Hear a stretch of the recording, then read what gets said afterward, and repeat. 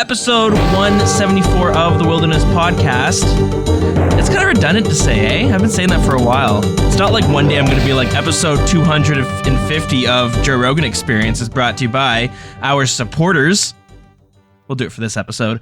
But yeah, this episode is brought to you by our supporters. If you want to support the show, you can go to patreon.com/thewilderness podcast. We got some goodies over there, so who knows? Maybe it's something you're into.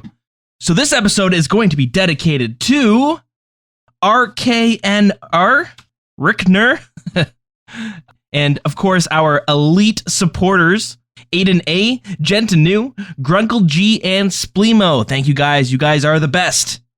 And of course, you can go to buymeacoffee.com/Dilz, where you can buy me a coffee instead. And so I want to thank Timbuk225, Dr. Feelgood, aka Mistborn, One Big PP, Feminlit, Mr. Showers, Rowdy Pickle, Hoyt, and God of Thunder for buying me a coffee this week. Alrighty, let's get into the episode. We got a lot of updates to cover, so let's do it.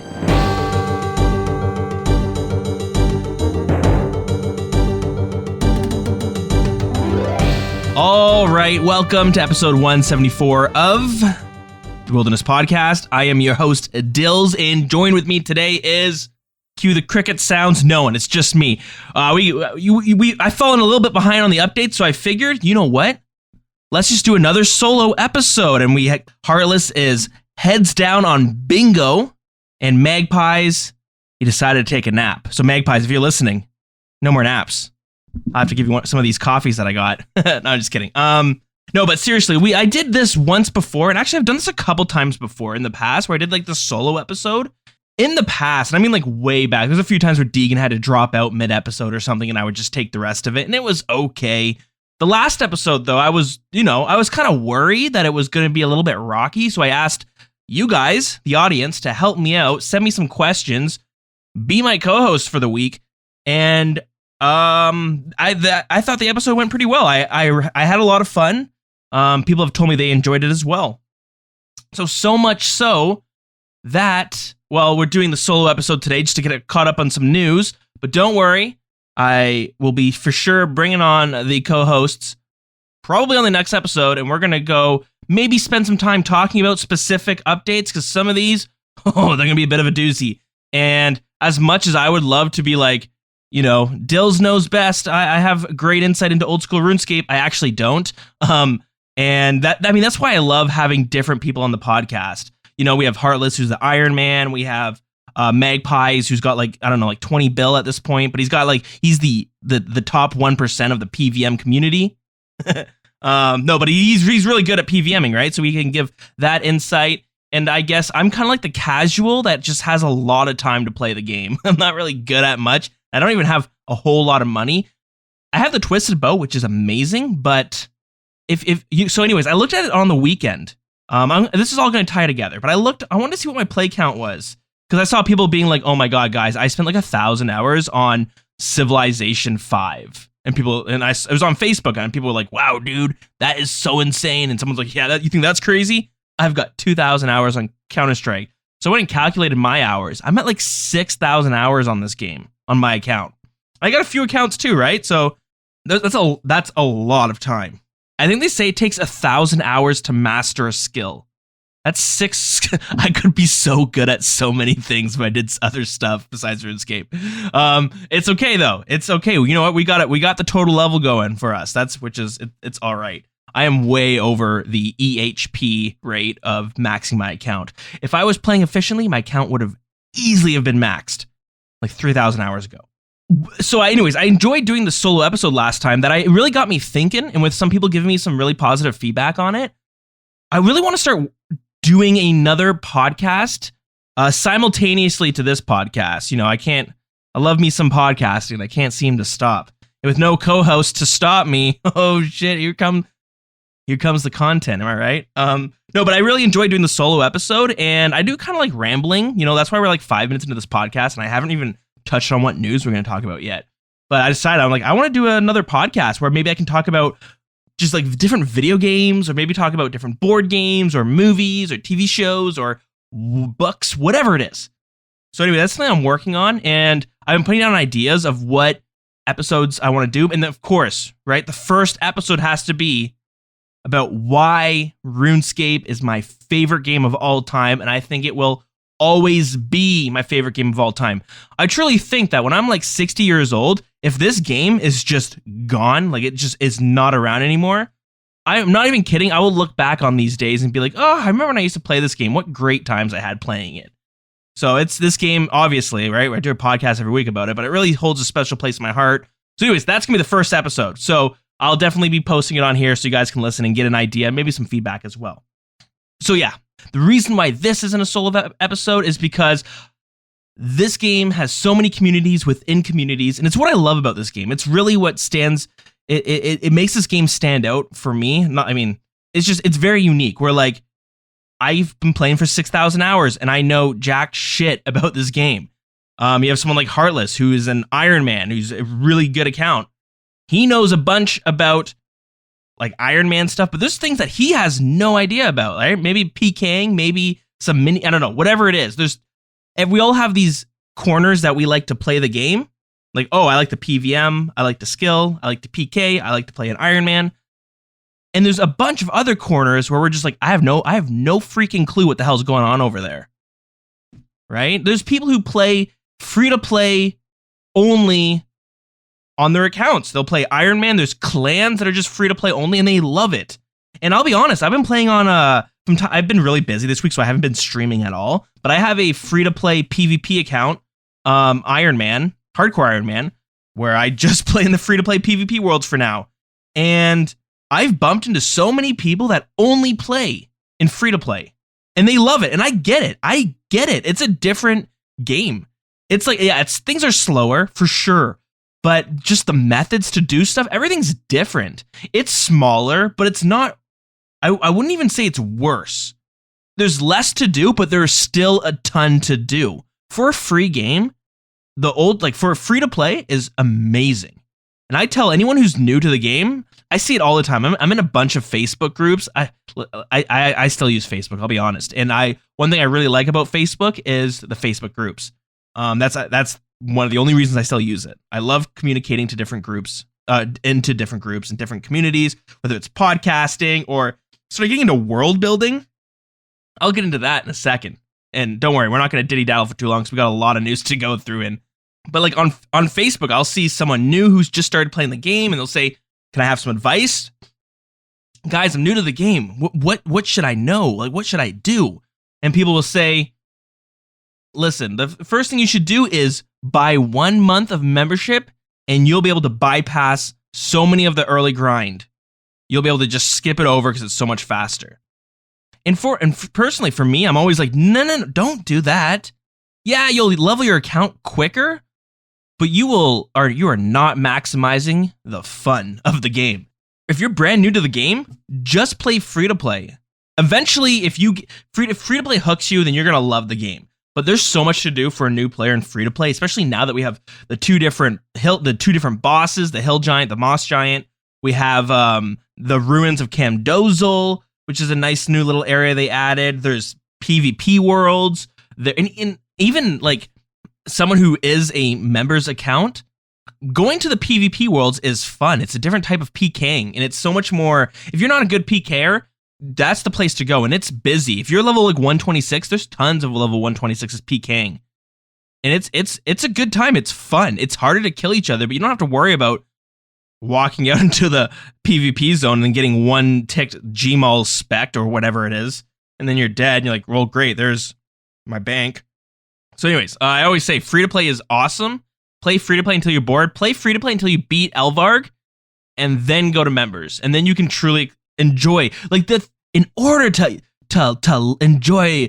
Yeah, as I'm saying, I'm like, man, this sounds really gatekeepy, which is never good. But when we all played as free to play, do you guys remember going to like Falador and then seeing the gates at Taverley and being like, yo, what's behind those gates?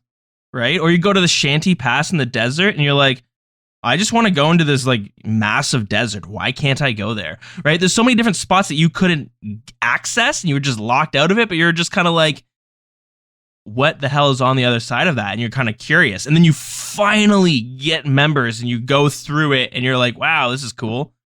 Or, I mean, another one that we've all been through is pickpocketing, right? You would see every level 2 man or woman, you would see pickpocketing when you right-clicked and you were like, you could steal from this?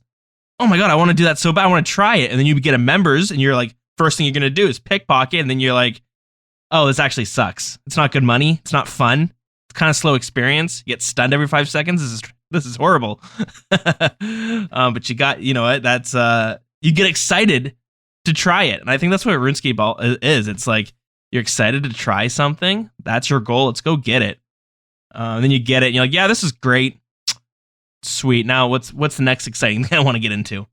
All right. Sorry for that quick spiel. Let me quickly run through some of the updates that we're going to talk about this episode.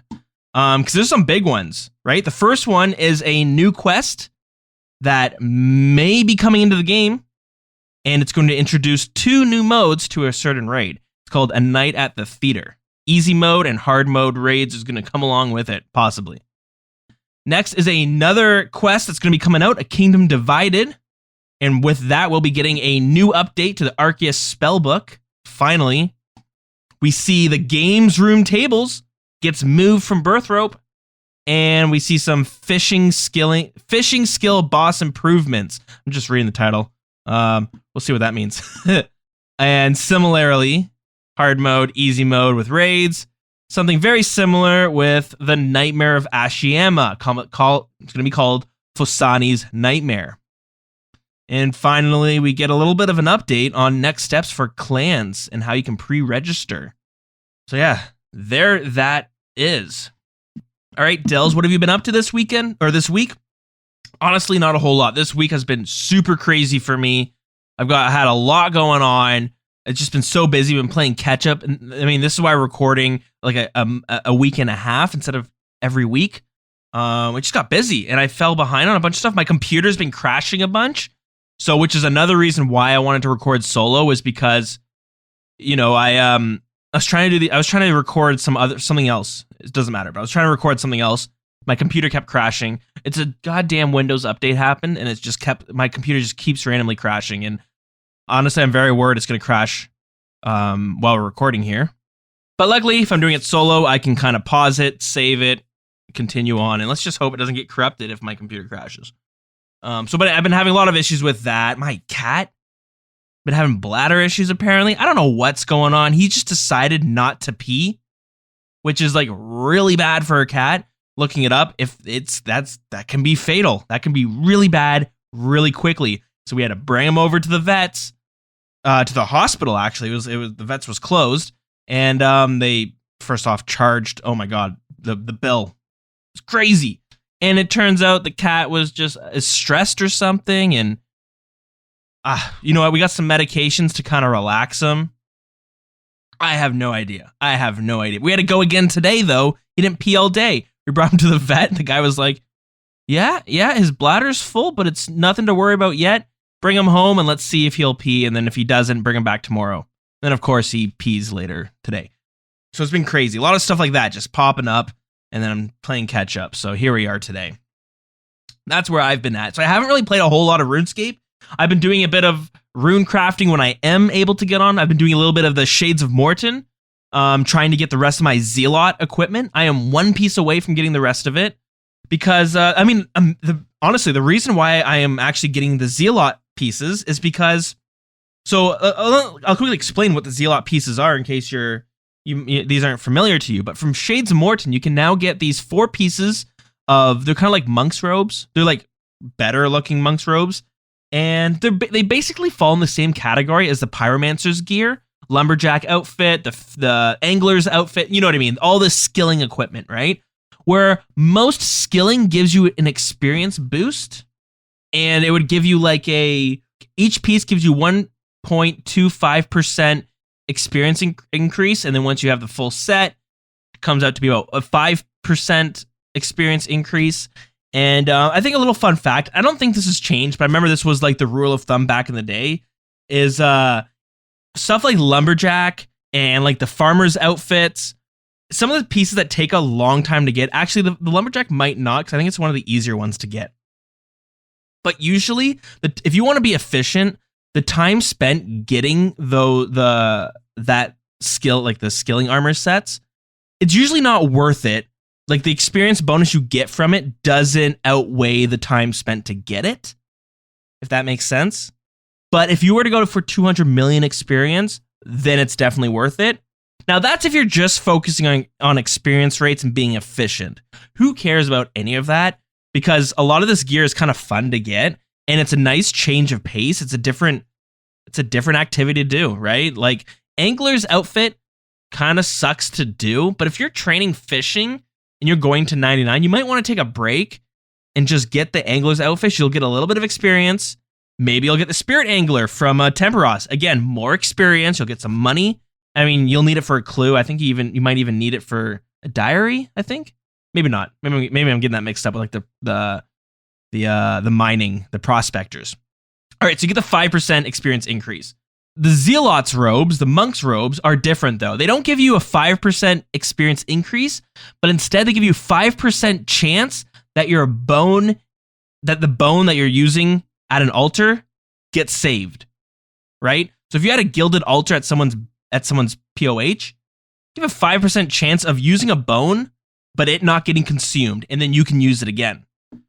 But really, the reason I want to get this is for the Chaos Altar, right? The Chaos Altar is in the Wilderness. It gives you I think it's a 50% chance of saving your bone. And with the Zealots, it's 4 pieces. So if you go in naked with just the Zealot robes, you should keep them over everything. And it gives you an extra 5%. So now you have 55% chance of saving the bones. Really, are you going to notice it? Probably not. I don't think you would notice it, but you could easily suicide with it. And in the long run, it'll probably help a lot. And honestly, I just want to get them. They look cool.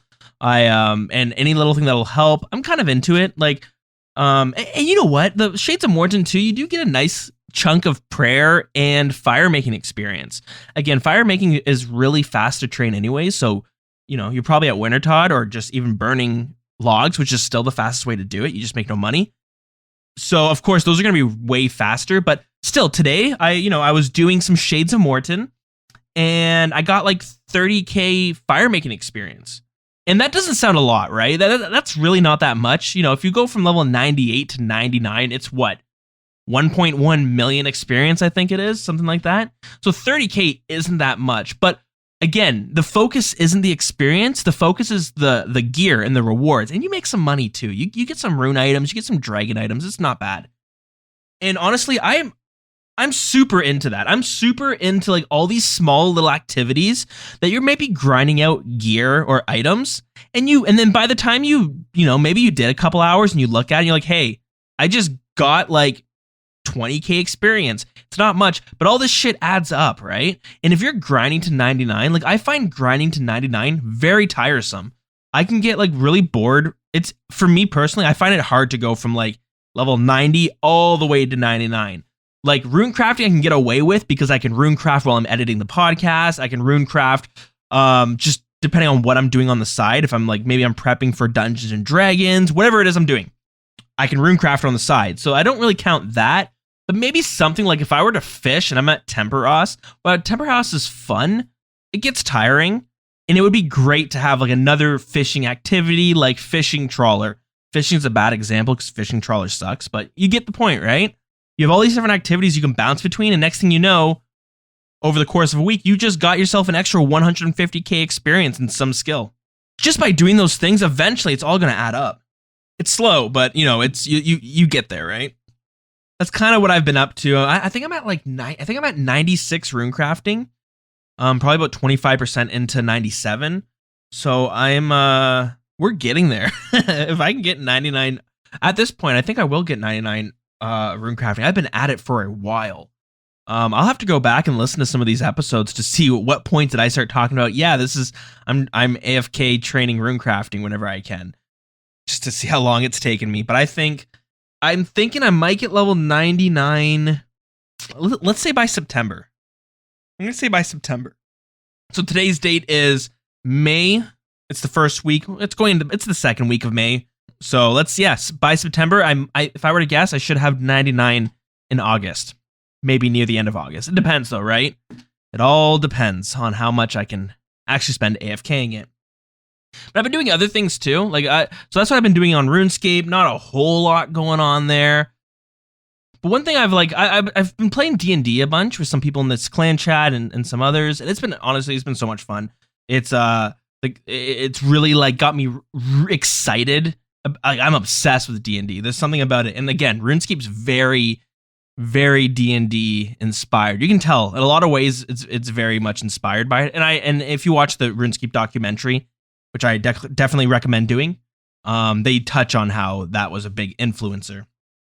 But I started doing I kind of fell into this side hobby within D&D, which is this thing called world building, where you just build these made up worlds, and it's there's a whole community of people who do it. So I'm in Facebook groups all about fantasy world building, and man, it's so cool. It's such a fun and interesting little hobby, because you make these fake worlds, then you make these fake cities and the fake people who live within them. You make up this culture that, these people are probably into this sort of thing, and you make up a history for the area. You can get as in depth with it as you want. You don't have to, of course.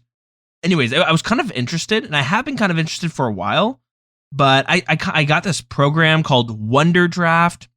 It's all about creating these fantasy maps, and I found these YouTube videos that are all about explaining. They kind of talk about geography a bit, and but they relate it to your fantasy map. So they kind of talk about hey, rivers don't split. Rivers don't usually split off. They almost always they link up, but they don't split off. And I was like, oh, that's interesting. I wonder why it does that. And it kind of I can't remember why, but they explaining it. And I'm like, oh, this is really interesting. And people it's a huge community, and people make a bunch of money being paid to make maps.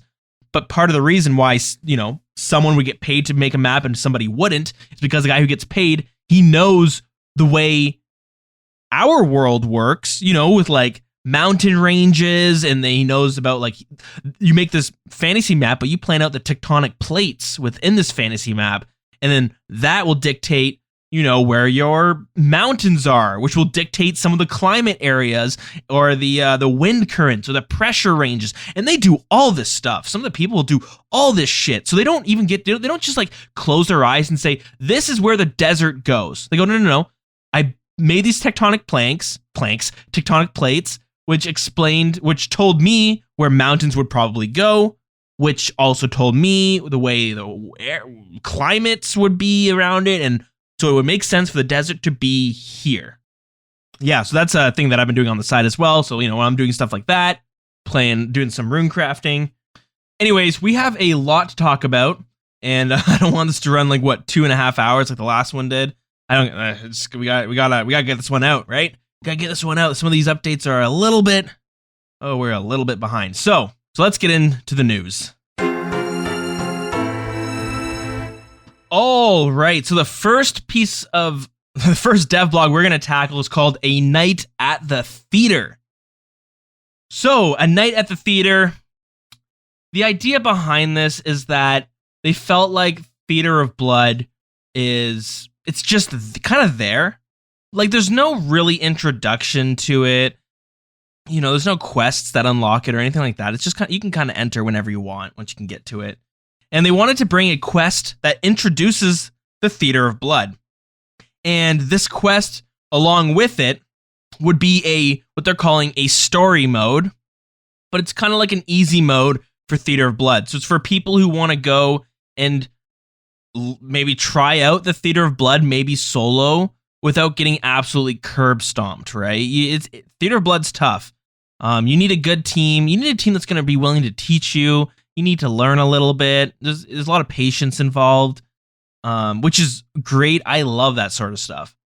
That being said, there's a barrier to entry, and one thing that people who play RuneScape don't 100% enjoy is when they're blocked off from content just because. So, that means hey, some people who enjoy RuneScape, they play it kind of like a solo player. And I don't mean they play it like an Iron Man. They play an Iron Man, but I mean they just kind of play it. Maybe they have YouTube on the side. They don't want to socialize. They don't want to, do this, or that. But Jagex proposed that, hey, maybe they should still get the chance to try Theater of Blood. Maybe they should get the chance to learn Theater of Blood and encourage them to find a party. So anyways, that's the idea behind it. And of course, along with that, they would also be bringing hard mode to the Theater of Blood. And with the hard mode, of course, comes some new unique items in the way of recoloring. It's like Chambers of Xeric challenge mode, right? I don't know why they went with hard mode over challenge mode. Maybe it's because it's set up a little bit different than challenge mode is. We'll get into it in a second, but kind of how with Chambers of Xeric challenge mode, you get the recolor for your ancestral robes. Theater of Blood will have some recolors from maybe the Sanguinesti staff, the scythe, the rapier. They'll have some nice new recolors. So that's the idea behind it. So the quest A Night at the Theater is, they recommend to be at level 90 combat before trying it. And of course, because it is in Mauritania, Priest in Peril is required to complete it, to even start it, sorry. And spoiler alert, if you want to skip ahead 15 seconds to miss the rewards, 3, 2, 1. The rewards are 2 quest points and 40k experience in a combat skill. I'll be honest, I got excited when I saw 40k experience. I was like, hell yeah, experience lamps. We love that sort of stuff. Just don't tell them, the people behind microtransactions. They're gonna start bringing that in. No, but it's for combat skill only. So yeah, no rune crafting, no agility. You'll have to stick it in. I don't know, prayer maybe. Even though it's fast, it's expensive. So story mode of the raid, or some people call it easy mode. It is not going to have any unique rewards tied to it. So you might get some resources, but they're all going to be reduced by 20%, like the quantity. And the way easy mode is going to be scaled, they're going to have like less HP, less defense levels. They're going to do less damage in total. So it's just going to be an easier way to go through the raid. The mechanics will still be there. And this is going to be something you can do in a party. I don't know if it's going to be encouraged for you to be in a party to do it, or if you can also do it solo. Honestly, I think I don't think it would be the worst idea if it was like solo and it was part of the quest, kind of like how Vorkath was, right? You defeat Vorkath in Dragon Slayer 2, and once you beat Dragon Slayer, you can now go back and re-defeat Vorkath, but he's stronger now and he drops loot. So I wouldn't think it's the worst idea if story mode was similar to that, but it doesn't look like it's going to be the case. So that's the first question there. And then, of course, the next one is hard mode. A lot of people are just begging for new PVM content.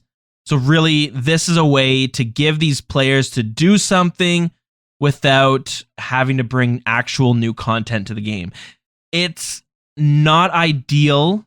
I am not entirely happy with it. That being said, it's not like hard mode replaced other PVM content that we should have got instead.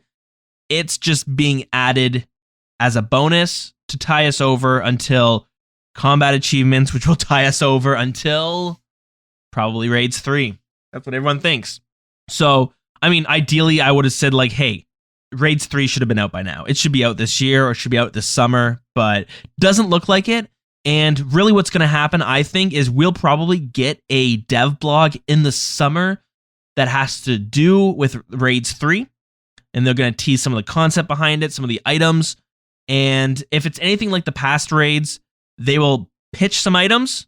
They will have to rework some of them, pitch them again. And they might have to do 3 separate pull blogs to get all the items down pat. So even if we get a dev blog in the summer, I don't think we'll be even looking to get the next raid until like a year from now, like next May, something like that. Which sucks, but you know what? We can't go back in time and have people start working on it. I don't know why they weren't working on it. Like really, I'm not a game developer. I don't know how any of this shit works, but I would imagine that when Raids 3 gets released, would it be the worst idea to start not preparing, but getting some concepts down for Raids 4?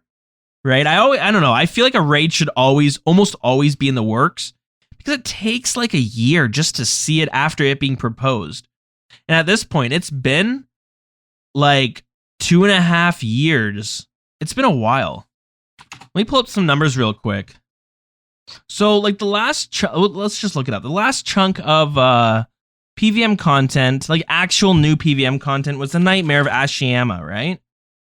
So this came out February 2020. So that was just over a year ago, a year and a quarter, something like that. So it's been about a year, been over a year. And before that, what was the next big piece of content that came out? Song of the Elves, right? Song of the Elves came out July 2019. So that almost 2 years ago, right? Pretty close to almost 2 years ago. So those are the past two big PVM pieces of content. But really, if we want to compare it to raiding, because like PVM content is great, but I think most MMOs know that raiding is like a whole different category of PVM.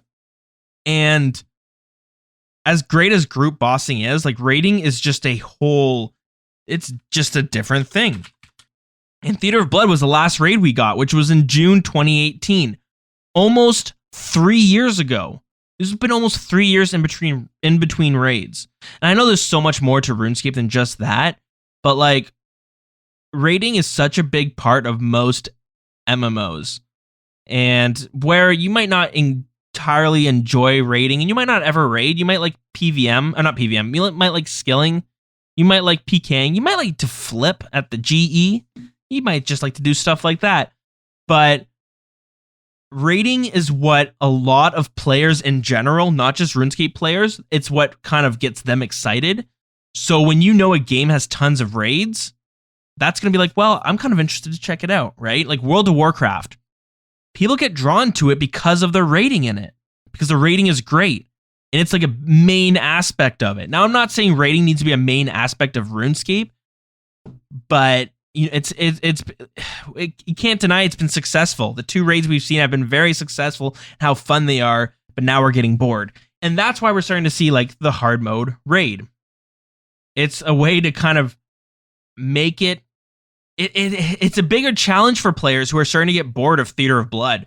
Theater of Blood is tough, but like anything in this game, when you grind it out 1,000 times, not super hard anymore. Like it's still going to be tough. You can still die and make mistakes, but you'll want a new challenge because that is what is exciting, right? If anyone who has done Theater of Blood, or if you've done Chambers of Xeric, I bet you one of the most fun moments of raiding was like your first 5 runs, right? How overwhelming and tough was it? But it is fun and exciting, you know. And that excitement kind of as you do it 1,000 times, it's just gonna wear off a little bit. So, hard mode, Theater of Blood, it's gonna be a little bit different than challenge mode, Chambers of Xeric. Challenge mode, everything is scaled up, but with hard mode, there's gonna be actual new mechanics.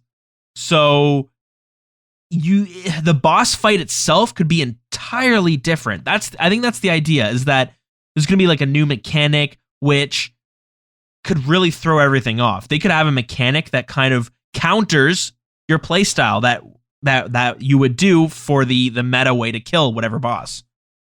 So that's the idea behind hard mode. And they want to offer some new fresh cosmetics that you can use on some of the uniques. So the ideas at the show here is with the Scythe of Vitur, the Sanguinesti Staff, and the Garazi Rapier. And these are going to be like Saradomin recolors, right? Kind of like, they're very Zamorakian right now, so Saradomin kind of goes against it. So a lot of people were like, ew, why Saradomin? That doesn't make sense. But then they had to go back, and Jagex was like, well, let's explain why this makes sense. Because in the Second Age, Mauritania was still known as Hollowvale, and there were no vampires, and the castle atop the Theater of Blood was home to a Saradomin queen. Following the God Wars, the vampires claimed many valuable Saradomus relics as their own. Some of the originals can still be found deep within Lady Verzik Vitur's vault. So the idea is that, like, yeah, you know what, they kept a bunch of these Saradomin. It makes sense lore-wise. They have these Saradomin recolors. They also want to remove the Avernic Defender from the hard mode table. I think as a way to, look at the Dexterous scroll. If you look at the Dexterous scroll, I mean, it's super cheap right now. It's crashed a lot in price, and that's expected. We all expected that.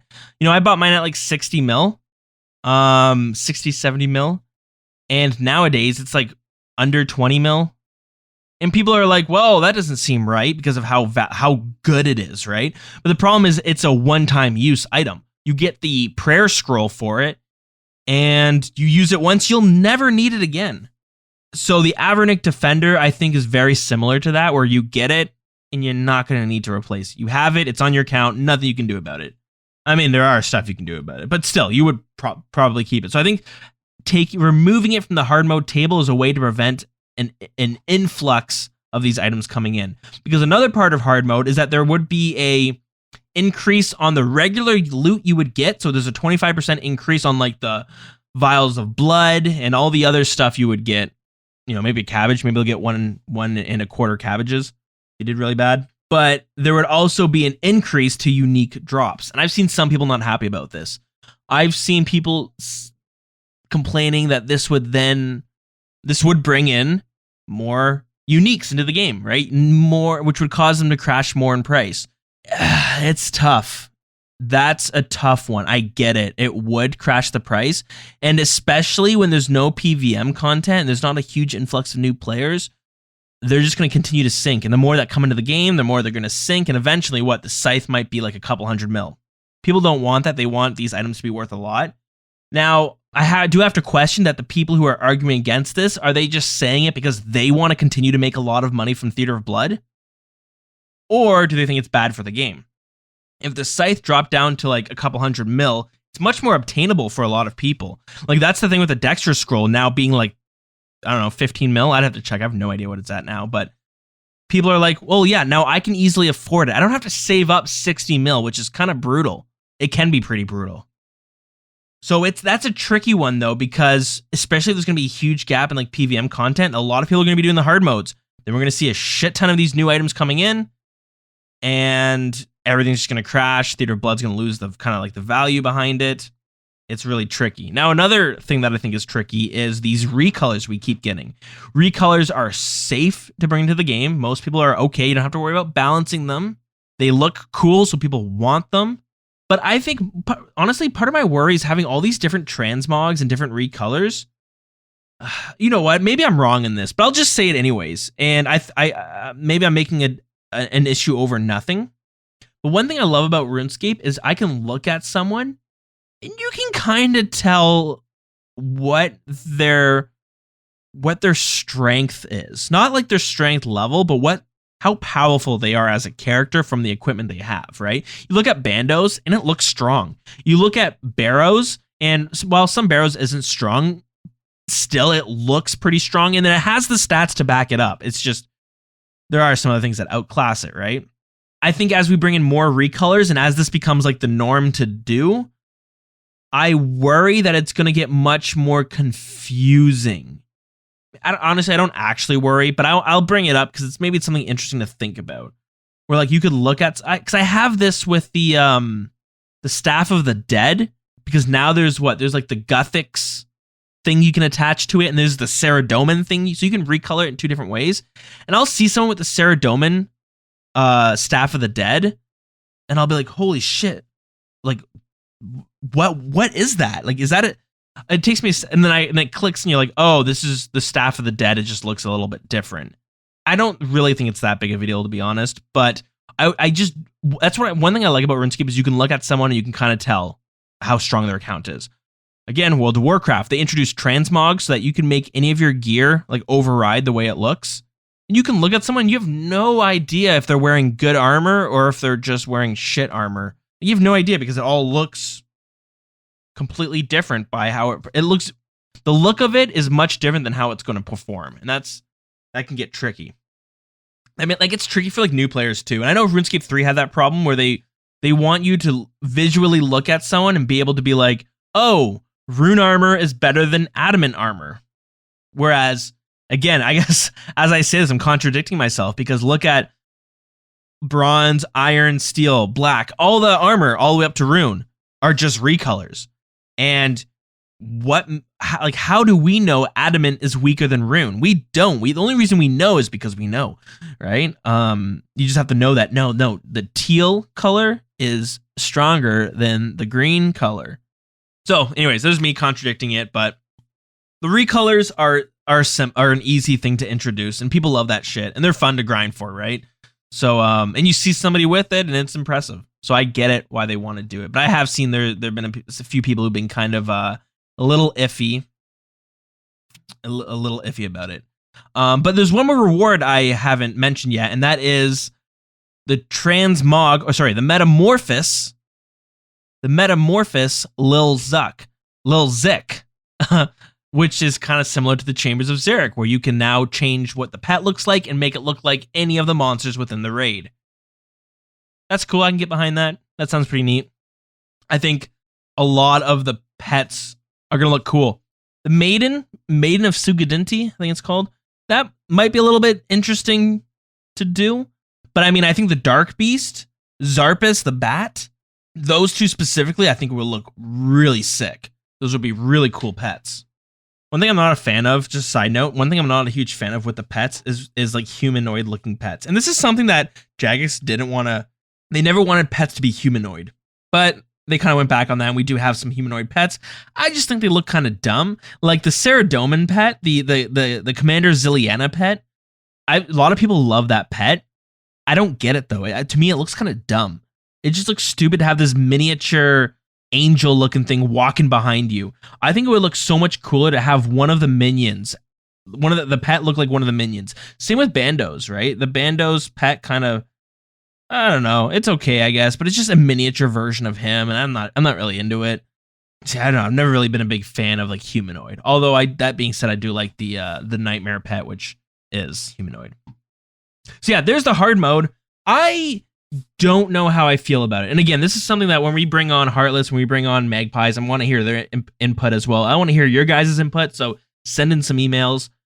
Because, I mean, hard modes, World of Warcraft has it, and okay, I hate to compare RuneScape to World of Warcraft. They're completely separate games, and WoW isn't like the top MMO like it used to be. Even maybe it is player count wise, but the reason I compare it is because I spent a lot of time playing WoW, and I know it is very popular, and so I sometimes look at what worked in WoW, would it work in RuneScape. Obviously, they're completely different games, but I think maybe the mindset behind them is kind of similar in a lot of ways. But WoW did have a hard mode for a while, and you would go in and actually activate the hard mode for bosses, I think. You would go and like push a button or like do something in the lair, and then it would be like hard mode activated and something would happen. So that's not unheard of. So I like the idea of new mechanics for hard mode. I don't know. I think my question is this good for the game long term, or are they just pushing this out the door to kind of appease the PVM community that is bored and wants new content? Because, I mean, you're going to see in a bit, we're going to talk about it, but it's a theme where we're just going to have a raid or big PVM content, and we have a hard mode. Is that bad? No, I don't think that's bad. It can be bad, but I don't think necessarily just having a hard mode is that big of a deal. Some people feel the same thing though about easy mode, where that could be an issue. Like, do you want players to do the easy version, like a tutorial version of it, to learn the mechanics? Or should you kind of pressure players to go into the normal Theater of Blood and struggle, right? And to have to struggle? Should we give them an easy way of doing it? But I like a story mode where it's going to be more cinematic. It's going to give more context. Because Theater of Blood's cool, right? If you've been there, it's like a stadium. You have people watching, and you have people like supposed to be cheering you on. You can see, the arena. There's like an area, like a ditch almost, where it's like a pit, but you can see dead adventurers that have just been decapitated. It's gruesome, and it's a really cool area. So I understand that them wanting to bring a story mode to it. I think maybe the quest should have been that the quest should have come out with Theater of Blood. That might have been that should be a requirement. Complete the quest before doing Theater of Blood, and then you get the intro to it, which could be really cool, really hype you up. So I'm totally into that. But again, it's I don't know. It could be tricky. So they're asking all these questions in a poll blog, and I think they all passed, to be honest. So that's interesting. Yeah, let me know what you guys think. All right, the next dev blog we're jumping into is a Arceus Spellbook beta and the Kingdom Divided. And so they have the beta worlds out, and I got so excited. I was like, frick yeah, I am going to go to the beta worlds. I love PvPing in the beta worlds because you can try all the best gear. It's fun. It's a good time, and it's packed.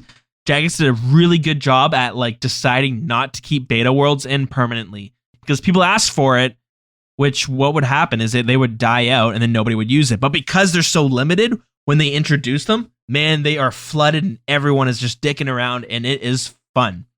Unfortunately, it's been a hectic week and I haven't got to try it. I am very sad to say I never got to try it. So that sucks.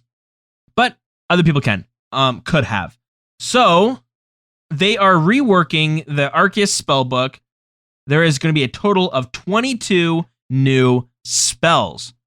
So I'm all for this. And if you don't know, the Arceus Spellbook I don't know why it's a spellbook because it shouldn't be.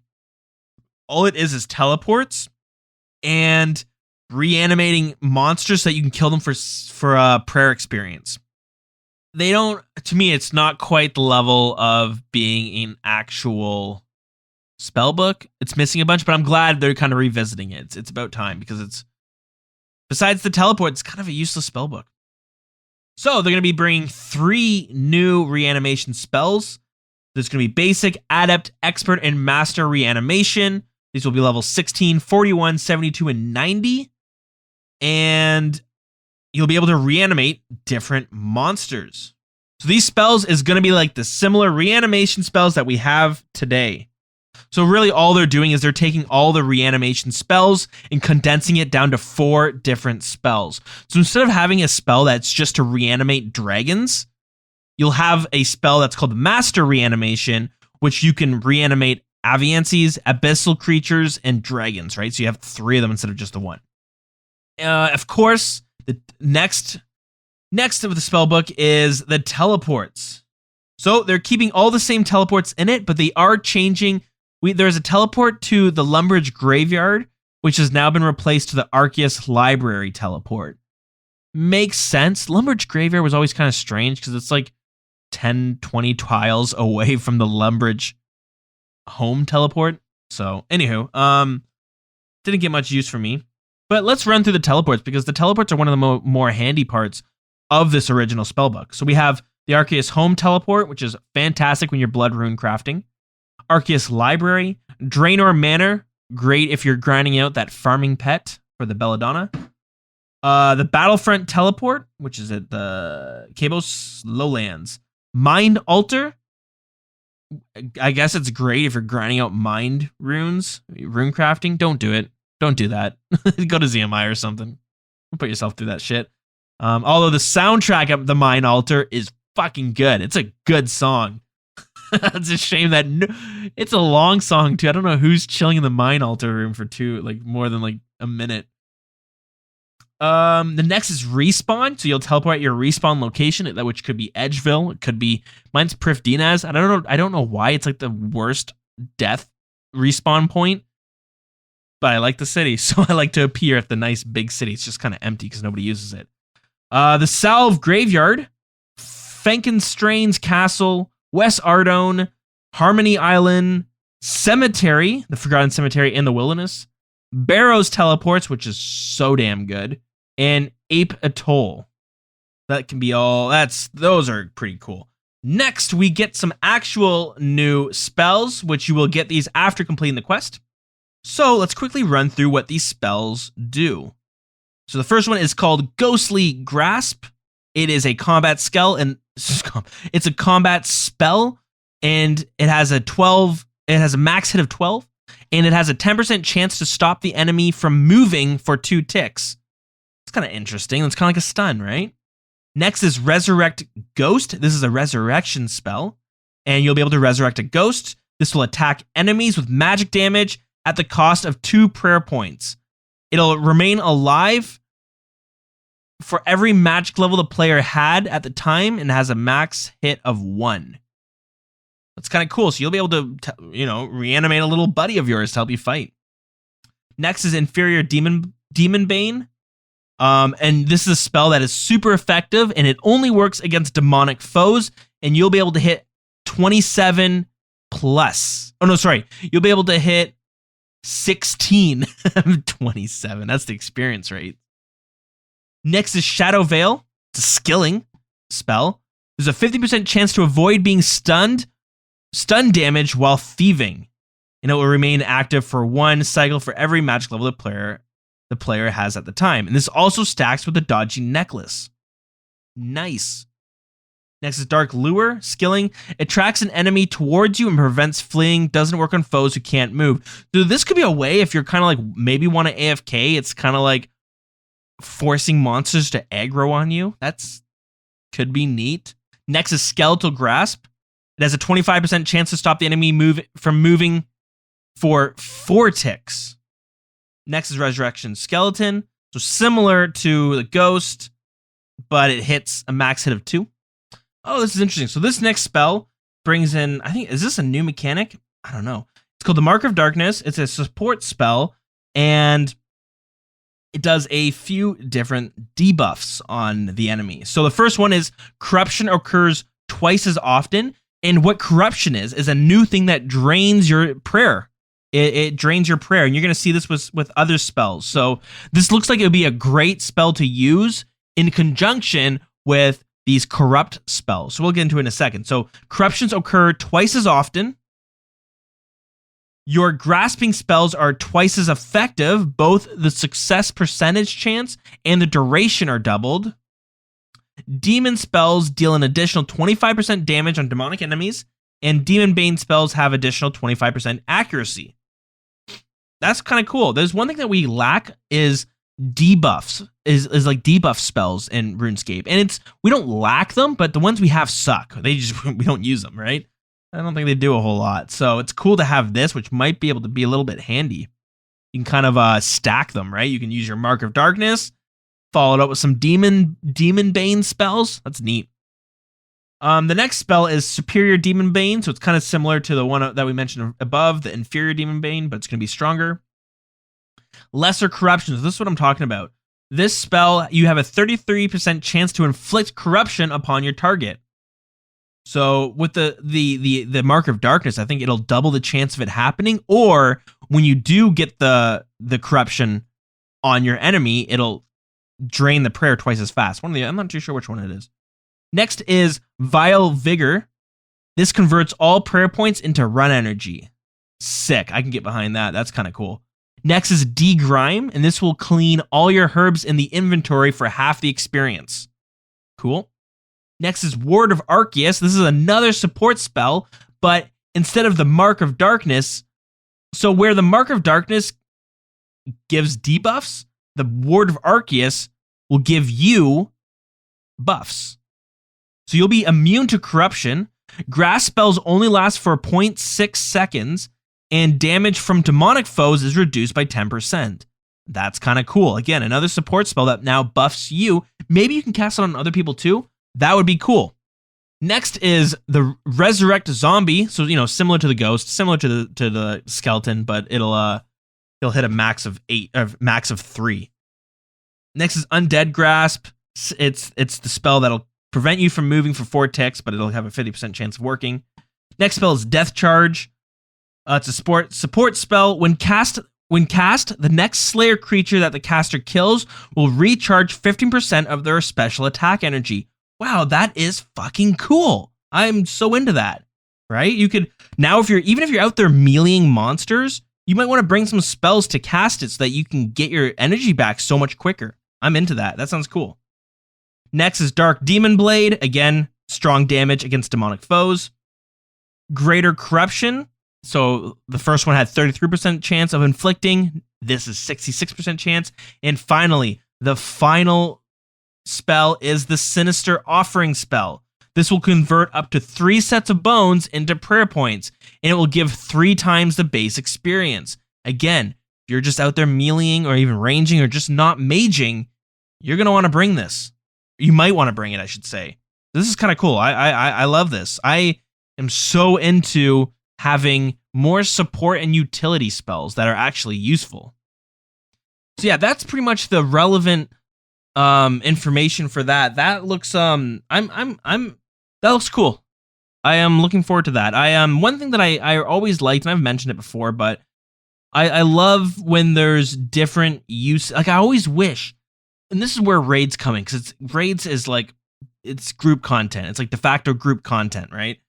And you see it sometimes, but I would love we need someone on Lunars. We need someone on Ancients. We need someone on Standards. We need a range DPS. We need a tank. We need a melee DPS. I love when there's different roles that you have to fulfill in your team. I like that. I think it requires more teamwork, and it requires you to have your role. So you're not just sitting there DPSing whatever. You're like, no, I'm the one who has to be casting Vengeance. I have to be casting Ice Blitz. I have to be declaw specking. Whatever it is.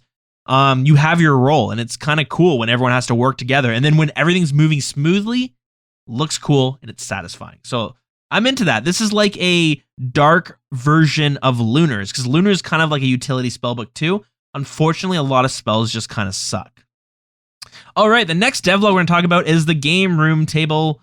The birth rope games room, pretty empty. Pretty random too. Why the hell is there a nice games room to play checkers there? Nobody really goes to it, but there's some cool stuff. There's Connect 4, there's checkers, and there's some other game that I don't even know how it works. I forget what it's called, but they're kind of cool games. But nobody plays it because nobody plays it. It's like every other mini game. You know, they might be fun, but nobody does it because nobody does it. And I see this problem with VR. I have my virtual reality headset. I got the Oculus Rift S. And there's a bunch of PvP games, but the player base for VR is so low. So there could be a game that's really good, but you go to play it and nobody's playing it, and you realize that nobody's playing it because nobody's playing it. Even though it's a great game, it just never got traction, and maybe people are spread across too many games. So similar with this, it's just nobody did it because there was no reason to, even though it was fun. You know, we had a long time ago. This is actually how I got Magpies. I put on a Connect 4 tournament for the podcast. We live streamed it and stuff, and it was a lot of fun. I had such a good time with it, and it was really cool. And he helped me co-host it. I think he used to shoutcast or be a commentator for college basketball and stuff. So anyways, he helped me do that, and that was really cool. And then when I needed a co-host, I was like, hey, we did this once, and it worked out really well. Let's do podcasting. Anyways, that was a lot of fun. That's the only time we've really used it. So they moved it to the Grand Exchange. So if you've been at the Grand Exchange recently, you've probably seen it. There's a section where it has a bunch of tables you can sit down and play with people. But these games room has kind of been spread out. There's a few different places. So there's the Blue Moon Inn in Varrock, the Rising Sun in Falador, the Forester's Arms in Sears Village, and the Golden Field in Hosidius. But of course, the most popular one's going to be the Grand Exchange. Go to World 2. Every time I've been to World 2, there's always people doing it. So if you ever want to go play some Connect 4, go to World 2 and you can probably find someone to challenge. So I love that. It looks great. I like it a lot. You know, I love these little mini games, even though there's no reason to do them, but put them into the game, put them near where a lot of other people are, and people will flock towards it apparently. So yeah, that's the update that we saw. I guess it was last week. So some really cool stuff. Let's move on to hard mode part 2, aka Phosani's Nightmare. This is another poll blog, another idea they are pitching, which is, of course, Nightmare of Ashiyama hard mode. So let's go through it. So they're going to be basically making the fight just harder in general, randomizing certain rotations. Because that's the thing. A lot of these fights, you know, when you do them enough, you realize there's a pattern. And if you just know the pattern, you know what's going to happen next, you know where to stand, blah, blah, blah, blah, blah. It can make it pretty easy, right? Now, if it's randomized, it's less predictable, makes it a little bit harder. So that's kind of what they're going with for this one. They're going to make him just stronger in general. He's going to attack more often, all that fun stuff. It's a harder fight for Nightmare of Ashiyama. But the rewards, look at the rewards here. So the first thing is, of course, the metamorphosis for the pet. This is we love recolors for our pets too. It's basically like a beetle looking thing with the Nightmare Ashiyama's head on it. Looks kind of dumb, but these are the parasites that are actually in the fight itself, so it is fitting. I just think it looks kind of stupid. Next, there will be a new item that will drop from Phosani's Nightmare, which will allow you to attach it to your Draken's Medallion, which will allow you to teleport closer to the encounter. There's a few different poll questions here on where the teleport should actually be. Some people liked that there was a bit of a walk, because here's a problem too, and it's a problem with a lot of things, is that the gold farmers are overrunning a lot of the good PVM content. So if there's a way to teleport closer to the Nightmare of Ashiyama, chances are some gold farmers are going to try to get that to get gold quicker. Now, I don't think because gold farmers are in the game that we should like work content around it. A lot of people propose that. I don't think that's the way to do it. That's a bad idea. Right? You don't want to purposely not add new content because, oh my god, there's going to be bots. There's going to be bots for everything. That's the problem. So now actual gold value loot, it will have a 50% increase in the quantity of the loot drops, and they're gonna tweak the whole drop table. Some of the shitty drops, they're gonna make it a little bit more worthwhile. So, which seems fair. A big thing about Nightmare of Ashiyama is it's good money, but you're there for the uniques. You get the unique and you're ready to go. You get a lot of money. The other loot and the other resource drops, they're not great.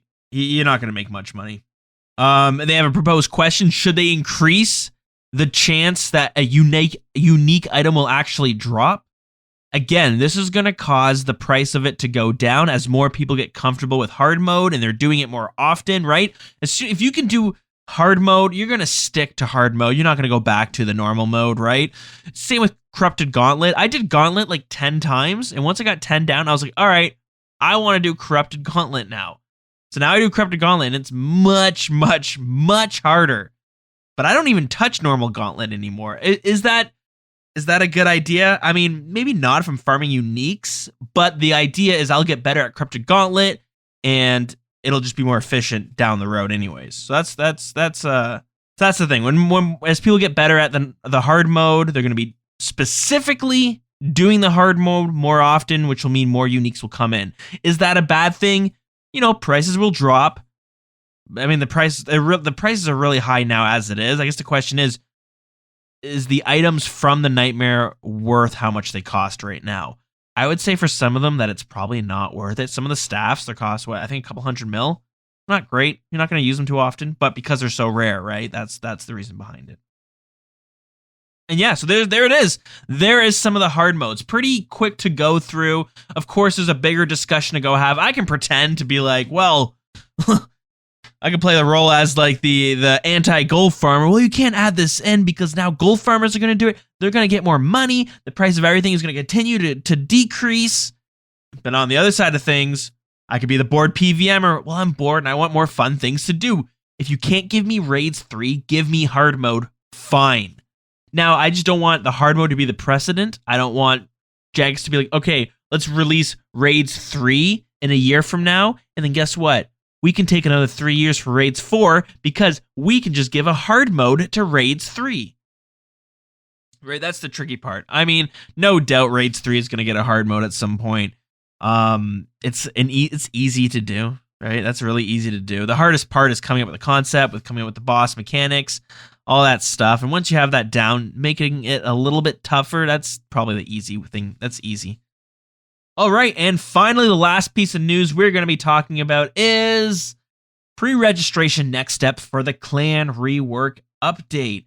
So that is going to be coming out on May 19th to be a soft launch, they say, with a full launch to be rolled out on May 26th, the following week afterwards. So if you haven't already, I mean, it looks like it might be too late, but let's say if it was a week ago, 2 weeks ago, you could have reserved, I can't talk. You could have reserved a name for your clan. So for this podcast, you know, we have Wild CC. I reserved the name Wild. Is that a great name?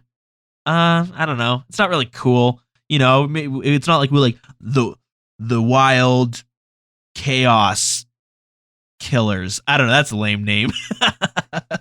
See, if you want a good clan name, you have to be able to easily interchange it with a heavy metal band name, right? You look at heavy metals where it's like, let me pull up, hold on one second. Let me pull up my Spotify. Let me pick a random heavy metal band, and then we'll see if it fits well. Heavy Metal Ninjas.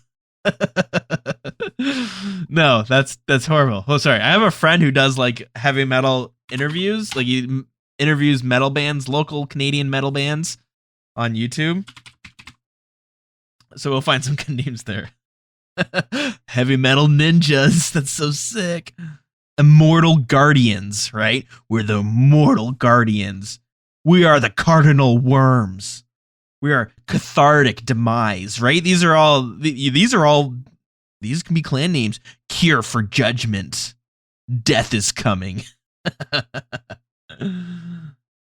Phantom High. Cell Press. Anyways, point is I reserve the name Wild, and just because, Wild CC, Wilderness Podcast, Wild, that's kind of cool. You get a 4-letter name. That sounds like you're like a pretty intense clan. I do like LMS sometimes, Last Man Standing, and I've had a few people been like, holy shit, Dilz, you got a 4-letter name. You have to be good. I'm like, joke's on you. I suck. So it's shorter names. It masquerades your skill a little bit. That's what we're going with, right? We want people to see Wild and be like, holy heck, these guys are going to be elite players. And then they see us just running around, not a fucking clue what we're doing. All right. So if you haven't already, reservations are now closed. So what are the next steps? Well, if you get accepted, you will have a message sitting in your inbox by May 19th, the latest. So again, in-game mailbox. Go to the RuneScape website. Don't go through email. Go to the RuneScape website because you could get phished, right? It happens all the time. So just stick to the in-game mailbox. That's your safest bet. Okay, so this is funny. So if you're worried about getting phished, well, you know what? This whole process seems like a phishing scam a little bit. So in your inbox, you will have a link to a Discord server, which is where they will be doing the processing. So you'll have to join that with your Discord ID to verify. And when you do this, they'll create the clan name and they'll transfer it over to your actual account. That's a strange way of doing things, but you know what? Hey, if it works, it works. If it works, it works. Just I have a feeling you're going to join this server. There's going to be like 30 people in it. Right? If there's thousands or hundreds, I don't know, whatever. Maybe they got the process. So anyways, guys, the clan rework is coming out. We've been waiting so long. And if you don't care about the clan system, that's fine. Maybe you care about Group Iron Man, because that is what was holding everything up. The clan system needed to be reworked in order for Group Iron Man to come out. So we might actually see Group Iron Man coming out soon. What's Group Iron Man, you ask? Well, you can play the game as an Iron Man where you're not allowed to trade anybody else, and you can't go PVM with anyone else. You can raid, but you can't really do much else because you need to kill monsters by yourself. There's a few exceptions. For the most part, if somebody damages the monster, you don't get the kill anymore. It's very annoying. It leads Iron Men to get griefed very easily. But, so you play by yourself, no trading, no grand exchange, none of that shit, which a lot of people love. But the one thing that sucks is you can't always PVM with people, right? Going to God Wars is a lot of fun. Some people love doing that sort of stuff. And as an Iron Man, not being able to do that sort of content with friends, that sucks, right? That's a negative. Now, some people don't care. Not a big deal. RuneScape 3 allows you to PVM with people on Iron Man, which I think is really cool. They made that system work. I'm not sure if it will work in old school RuneScape, but instead, Group Iron Man might be able to give a nice little blend where you can now play an Iron Man account, but you can be linked with several other Iron Men. So you can trade amongst your little ecosystem of like 5 friends. You guys can go bossing together. You can do whatever. You can trade each other. So if you get a God Sword, maybe that's a bad example. If you get a whip, if you get 2 whips and your buddy needs a whip, you can give it to him. He doesn't have to get 85 Slayer for that. So it's stuff like that. It should be fun. And it will allow people to kind of break off. Hey, you tackle Slayer, I'll go tackle the DKs and get us some rings. Hey, Bobby Sue over there, get your ass over to Corp and get us some Elysian Spirit Shields, please. right? Stuff like that could kind of go down. I mean, Bobby Sue's going to be pissed when he gets stuck on corp duty, especially when he doesn't have a Dragon Warhammer. But, you got Scotty G in the background who's like, dude, go get the dark light and just spend an hour speccing it down. And he's like, man, that sucks. And poor Bobby Sue is over at corp with his dark light. Is there other weapons that can kind of lower down? I don't know. Maybe he's got an Excalibur too. Maybe bust that bad boy out. The good old days. Oh boy. So yeah, guys, there's all the updates for the week. There's a lot to go through, and I wanted to get them all through. This is why we're doing a solo episode today. I can be a little bit more efficient, even though we're an hour and 20 minutes into this, and I have to wrap up this bad boy soon because it's getting late, and I got work tomorrow morning. Whatever. It'll have to wait. I'll have to say, hey, boss, sorry, was recording a RuneScape podcast, and he would say, shit, say no more. Did you edit it? Is it uploaded? And I'm like, no, I had to record it, and I went straight to bed. And he's like, dude, what are you doing? Get your ass, start editing the episode. Don't even worry. I don't want you to see you in a Zoom meeting until this episode's done, right? Greatest boss ever. Unfortunately, that boss doesn't exist. All right, so let's take a quick break. Let's go over to the Grand Exchange segment where I can just start shilling out this podcast and all that fun stuff. Try to convince people to spend money on the podcast, maybe buy me some coffee. I could sit here with oh man, I'm so thirsty. If only I had a coffee. It's late at night and I'm so tired. We're gonna wrap this thing up. But if I had coffee, we'd keep on going. Not actually, but yeah, we'll take a break and then we'll come back and we'll wrap things up. I think we got some emails to go through, so let's see if we can get that done without going too late into the night. And we are now at the Grand Exchange. And guys, we got some board games we can play now, right? We got Checkers. We got Connect 4, right? We love Connect 4. We have another game. I can't remember what it's called. Let's look it up. Oh, we have Rune Versi and we have Rune Squares. Oh, I have no idea. Yeah, anyways, I have no idea what these games are. But they're there. But anyways, that's not important. We're actually not going to be here to play some board games. I mean, maybe in the future, but not today. Instead, we're going to talk about Patreon and buymeacoffee.com. All right, so Patreon is a website where you can pledge and you can support the show, and there's some goodies you get in return. So hey, if you like hearing me talk, if you like listening to RuneScape podcast, and you're like, hey, I wish I had a little bit more to listen to, well, there's some extra content on there. And I forget what it's at. You have to go check. But there's a pledge you can do each month, and you will get access to an extra weekly live stream. Almost weekly, I should say, because I went to do it this week, and my computer crashed. This happened 2 weeks in a row. So the first week, my computer crashed, and I had finished watching the stream. I was pissed. Oh my God, there's 5 minutes left of the stream. My computer crashed, and I had to start all over because my audio file got corrupted. Wouldn't work at all. So I ended up waking up on Saturday, drinking coffee, and rewatched the live stream. Same thing happened this week, and I'll be honest, I was planning on redoing it, and Saturday came, and I just couldn't do it. I had some other things to do, and I was just very disappointed I lost the audio again. But anyways, computer issues, we're waiting, hopefully fix it soon.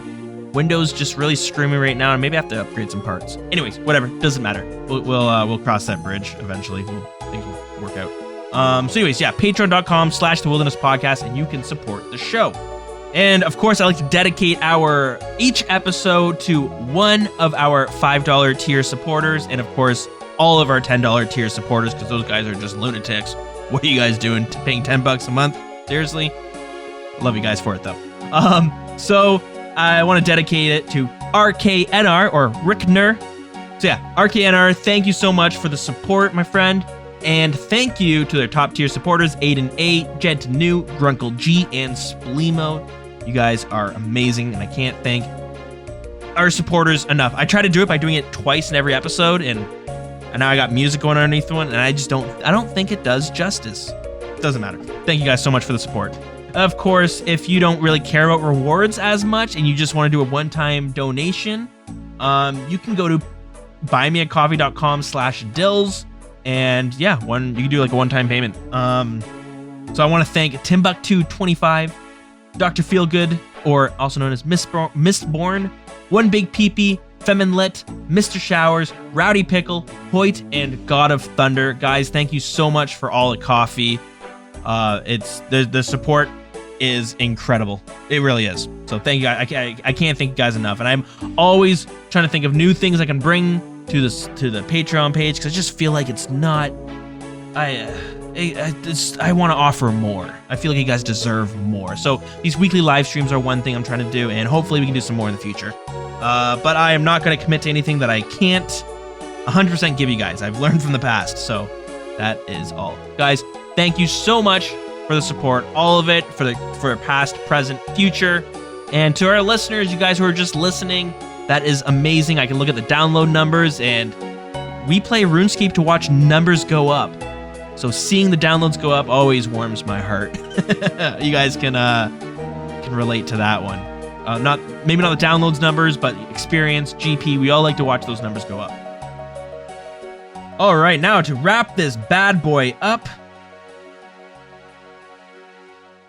let's go. We're gonna go through some emails right now. You know what? I want to get these emails read as soon as possible. Sometimes I'm like, let's wait until we have less things to talk about on the podcast, or let's wait till I have some guests on. But you know what? That can't happen. That can't happen. Let's get through them today. I don't want to hold off any longer. So let's get through it. Let's see what kind of emails we got. So the first one is from Busco Beep. And he says, I had 2 questions. Have you guys had a what is that RNG moment?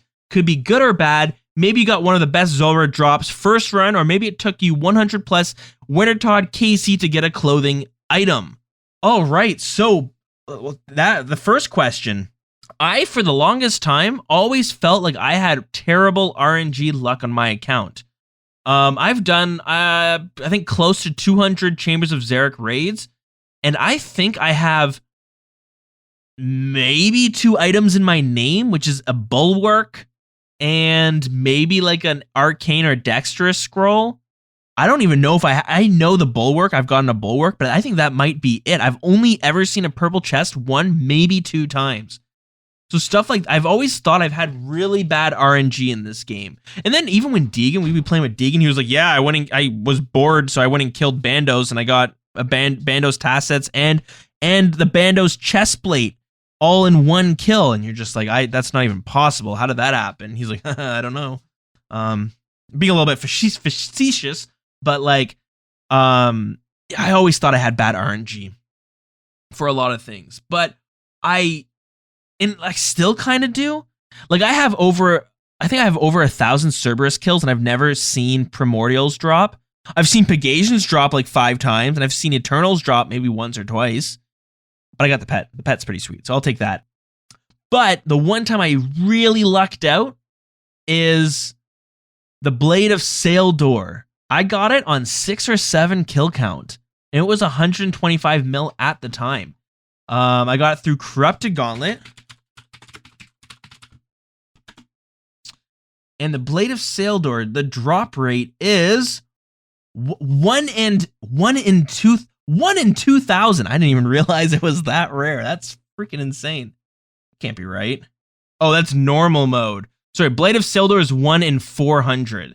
That makes more sense. Okay, so 1 in 400. I got it on 6 kill count, 6 or 7. That was the luckiest I ever got, for sure. I also got Ranger Boots at like 100 medium clues. That's pretty cool.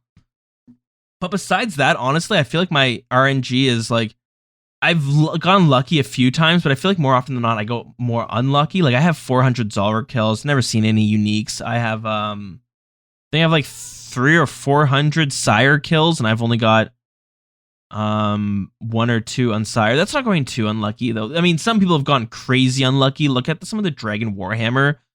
Some people in the CC, they've had to kill like 35,000 Lizardman Shaman when the drop rate is 1 in 5,000. That's insane. So I don't know if I'm on that level, but I think I give up too quickly. Like, I just kind of move on to the next thing. So it's hard for me to actually be like, oh, I'm so unlucky in this or that, because I do like 100 kills and I'm like, I'm on to the next thing, and I might circle back eventually. But yeah. So I think, honestly, yeah, the Blade of Saildor is one that stands out a lot to me as, like, obviously, right, 6 kill count. I was super lucky there. But besides that, I think that might kind of be it. I mean, I got lucky with like doing raids and doing it one Saturday and getting a twisted bow. Someone else got it in their name, but I got the cut. So that's lucky. And then the next week I remember doing it and someone else got the pet 2 weeks in a row. So that was amazing. When I say 2 weeks, I wasn't raiding throughout the week. I did a raid on Saturday morning. That was it. And then the next week I did a raid on Saturday morning as well. I don't usually have time to raid during the week. Just doing other stuff. So yeah. That was like a big RNG moment. I think part of it as well is I don't focus on it as much. I guess you can go a little bit nutty where you're like, once you start going like, okay, this kill has to be a drop. Ugh, nothing. Okay, this kill has to be a drop. Like you start going insane a little bit. So I think I just kind of don't think about it as much. And there's certain things that make you feel like you have bad RNG, but then you realize you're kind of like on par. Clue scrolls are a big one for me. I love doing clue scrolls. They're fun. But like, how often are you going to get a unique? Like you And then when you do get a unique, how often is it worth anything? Rarely ever, right? So with clue scrolls, I've done a shit ton of clue scrolls, and you kind of just like, you feel unlucky because I think maybe it's because you're opening up a treasure chest, but part of me always feels like, okay, there's got to be unique in this one, right? But yeah, it's actually kind of rare. So let's move on to the next question that Busco Beep asks here. He says, how do you focus on just achieving one goal at a time? With me being such a low level in a sandbox MMO, I feel like I need to get so many things just for my account to be decent. Would writing a checklist and checking off boxes from the top be best? Thanks again. I've been grinding Void for the past 2 days and this shit sucks. Hell yeah, it does. Honestly, I think everyone's different. So you'll find what works for you. But personally, what works for me is having a sort of a checklist. I'm a bit of a higher level now, so I don't think I necessarily did this at a lower level, but I would have like a bunch of different goals. I do them. Maybe one's more important to do than the other. Maybe one's more fun to do, but I do it until I don't feel like doing it. Once it stops being fun, I stop doing it, right? Like Void. Void is a tough one to do. It sucks to do when you're grinding it in like one day or one weekend. But if you just like have that as a goal to do whenever you feel like it, it's not bad. And that's the thing. I think I might have rushed and got my Void and I probably didn't enjoy it. But now today, I wish I had Void to unlock because it's kind of like a fun thing to work towards. It just sucks when you need the Void equipment. Let's say you want to raid. Then it kind of sucks to grind out Void because you're like, okay, it's going to take me like 8 hours to do at least, maybe. I have no idea how long it takes anymore, but you're like, well, I want to raid today, but I have to spend X amount of time grinding out Void. Then it kind of sucks because you're not really doing it for the Void. You're doing the Void so you can go do the Theater of Blood, or I was going to say Chambers of Xeric, but the meta changed. You don't do that anymore, and I'm not sure where it changed, but all I know is that I used to tell people, hey, bring Void to Chambers of Xeric, and now when I do it, people are like, no, stop teaching people to raid because no, you're teaching everyone the wrong stuff to do. Why is this guy got a rune scimitar? And I was like, I don't know. Thought it was good against Mutadel. So yeah, I'm gonna go through some of my goals. And I haven't broken off into a bunch of different things. So I have item grinds, I have untradeable grinds, I have pet grinds, clue scrolls, my diaries, and then just skills. So I have 92 agility to get because that unlocks the final level of Haloed Sepulchre. I have 90 construction I need to get for my master stash units, 91 thieving to get for desert elites, and 99 prayer to get for 126 combat.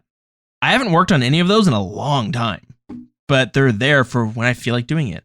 I have to do Barbarian Assault for my Candor and Elite Diaries. Again, I haven't done Barbarian Assault in a long time, but it's there for when I want to do it.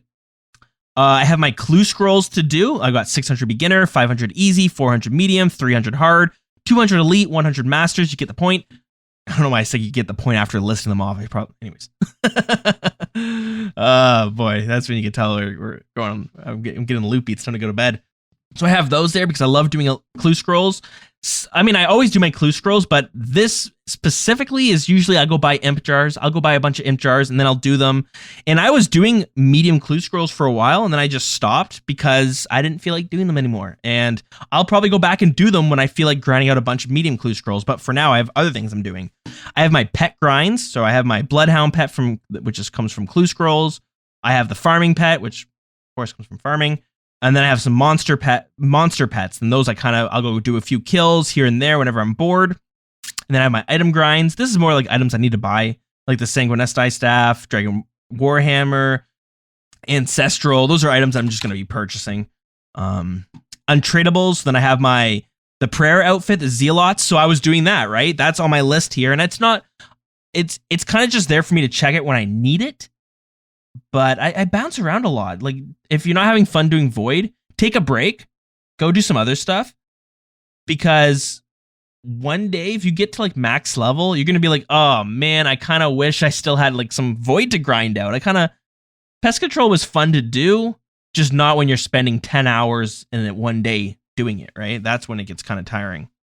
So I definitely recommend bouncing between, especially at a low level. Make a list on RuneLite. That's what I do. I make it on RuneLite, and I have a huge list, and I just kind of go through it, and I update it every now and then. I don't even use the list to follow it, but just having it there, I look at it once every a couple times a month, let's say, or once a week, and then I'm like, oh yeah, I got these. This is what I wanted to do. Oh yeah, I wanted to get the Zealot outfits. Oh yeah, I have to do Barbarian Assault still. So then if somebody in the clan chat is like, hey, who wants to do Barbarian Assault? And let's say I have an evening free, I'll be like, yeah, I'll do it. I need to get it done, and it's fun to do. It's just not fun to do when you're like, I'm going to spend all weekend doing Barbarian Assault to finish everything. I mean, some people will enjoy that, but personally for me, I'm not going to enjoy that. So that's what I would say. Like, if you're not having fun doing Void, take a break, go do some quests. Maybe you got some quests to do. Maybe just train some skills, go do some clue scrolls. That's a great way to train some skills. Or maybe take a break and go get your rogue's outfit from the rogue's den, or go, whatever it is, right? There's so many different things you will probably want to get. Make a list of it. And then if you're bored of Void, look down the list and be like, oh, I feel like doing Pyramid Plunder. Let's go do some Pyramid Plunder, get my thieving up. That's how I personally would do it. Some people, like Deegan, who used to co-host a show with me regularly, he's the opposite. He likes to stick to one thing and just blast it out as fast as possible, which sometimes meant training Herblore for 12 hours. I'm not one to do that. I train Herblore by turning the herbs I get from Slayer and bossing into potions, and it's a slow grind to level up, but it's already like level 91 or 92, and I barely actively train it. I just make potions. Sometimes when I'm bored, I'm like, I'm going to go turn all my herbs into potions. I'll do that instead.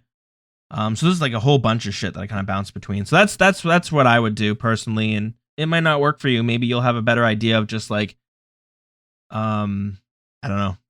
But yeah, I would definitely make like a checklist, and RuneLite's great for that because it's always there. You can always pop it out. So Busco Beep, thank you for the email. Always appreciate it. Next, we have an email from Matt. He says, I heard Dilz complain about thieving being so boring, so I bring you a thieving method that might be fun. Stone chests in the Lizard Men Temple. It has a 1 in 100 chance for a medium clue scroll and a rate of about, 150 to 180k an hour. Wow, I mean, XP an hour? That's decent. Which means that you will only be there in 10-minute chunks and be doing medium clues in between. I bring everything needed for medium clues and a farming cape to get back to the temple. Might be a good tip for Heartless as well. I enjoy this a lot more than farming eclectic imps on an Iron Man. BTW. So that is a great idea, and it's actually one that was like sort of on my radar. I just never actually tried it. There's a bunch of chests for thieving that I know exist, and I've just never done. I did the Rogue's Den in the Wilderness one, and I was really annoyed by how bad money and how bad experience it was. It was like 20k an hour. Yeah, I'm definitely gonna have to try this Lizardman Temple, because I mean, the chance of clue scrolls is decent. This might be more fun to do. And 150k an hour that's good. That can be pretty good stuff. And if you can make a little bit of money on the side as well, I am all for that. So yeah, thank you so much for the suggestion. I should make a note and try it out and circle back and report on it. I honestly, I saw this email before and I meant to do it beforehand. I just haven't had the time. Just been busy. All right, our next email is from Meow Tanky. He says, "Hey, Dilz, Heartless, and Magpies." Hopefully you guys are listening so you guys get that greeting. Anyways, he says, "Hope you're doing well. I just wanted to share something that I thought you would think is cool regarding the online reality TV show and your idea to bring it into old school RuneScape." He says, "I'm not sure if you're aware, but Soup has an incredible series on YouTube called The Gillinar Games, and it sounds similar to what you're wanting to do, bringing the online reality show into old school RuneScape. Not 100% with the portrayals and everything, but super similar. I really enjoy watching this series and look forward to watching it every week when he was posting them. The production value and commentary on it was really well done. It made me invested into the series as I was watching an actual TV show. So thank you for all your insight and entertainment on the podcast. Always excited to get a new one posted. Tank O Styles." And then he sends a link to Gillinar Games. I might have seen a few episodes or maybe touched on it. I'm fallen so behind on my RuneScape content creators and my YouTube in general. So I definitely need to catch up. I saw Settle dropped an hour-long movie. Holy shit. We talked, some people in the clan chat we were talking, maybe even hosting a watch party together. We can all sit down and sit on Discord. We could watch it through the sites where we can sit down and watch YouTube videos together. Anyways, not an idea, but yeah, that sounds really cool. Actually, the online reality show just ended last night, and it was really cool, and I really enjoyed watching it. But one thing I noticed, and I think I mentioned it before, was as people were voting each other out, because that's how this online reality game was. There's competitions. If you win the competition, you're safe and can't be voted out, but you would still have to vote for someone else to be out. And I noticed in that online reality game on Discord that people, as less and less people were there, people became very toxic, and they were being very mean to each other behind each other's backs. Like they would trash talk people. You know, let's say there's 4 people and 2 people would trash talk the other ones behind their backs in a private conversation. And I get it. That's kind of the people like that online reality stuff, like the drama behind it. I'm not a huge fan of the mean stuff and the bullying stuff. So I didn't really like that in the online reality game. But specifically, I was like, ooh, if I brought this into RuneScape, I would not want it to be toxic because, I mean, you know, RuneScape players can get out of hand sometimes, specific RuneScape players. And especially if we were doing it in the clan chat, last thing you want is encouraging people to be kind of more you're encouraging people to not be nice to each other. And then, a lot of friendships are made in the clan chat. So I was like, oh man, I would have to find randoms to do it with because I wouldn't want to ruin friendships within the clan chat. But then I have to find randoms, and how would that work? So instead, I was like, okay, maybe that in itself might not be a good idea. But some of the stuff they did in the online reality show, I liked. How can we incorporate it? So I kind of did this. We have bingo going on right now. It's ending on Friday.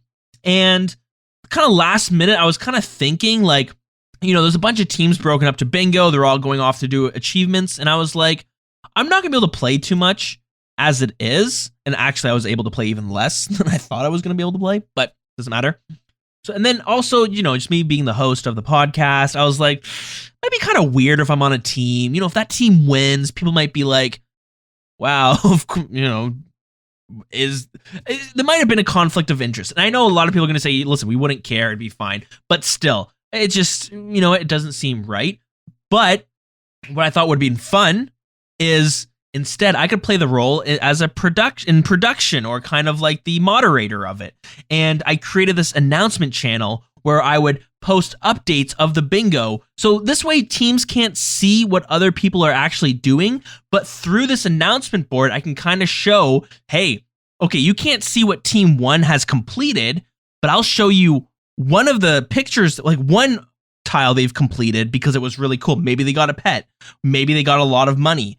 Like a drop that was worth a lot of money, whatever it is. And then so I started doing stuff like that. I put together little questions where I asked each team, and then I announced what everyone answered anonymously though. But you get the point. I took some elements I saw from the reality show that I liked, and I was like, let's incorporate this into events. And we'll have to talk to some of the event managers in the channel, but another thing that might be cool for the next bingo tournament is maybe having almost like little within the bingo tournament, having separate tournaments. One person from each team has to race to the end of the wilderness, and the first person to trade me wins. And you know what they win? Maybe they get, maybe I get to help them for one day, or maybe like trying to complete a challenge, or maybe they get to choose one tile to automatically complete. Maybe they get to choose other opponents' tiles to remove the completion.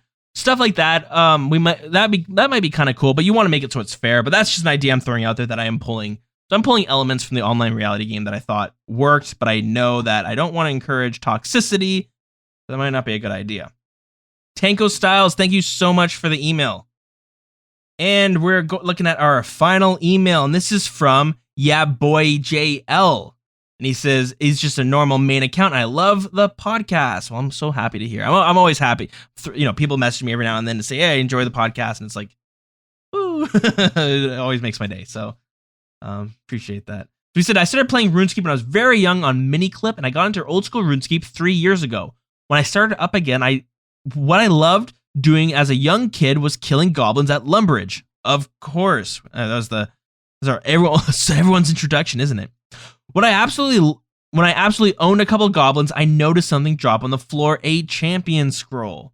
As I never knew what this was, I took some time to see if I wanted it or not, and I decided not to keep it and dropped it on the floor, not knowing it was a 1 in 5,000 drop. I want to know, what is your most ignorant noob mistake you've made in old school RuneScape? Oh, that I've made in old school RuneScape.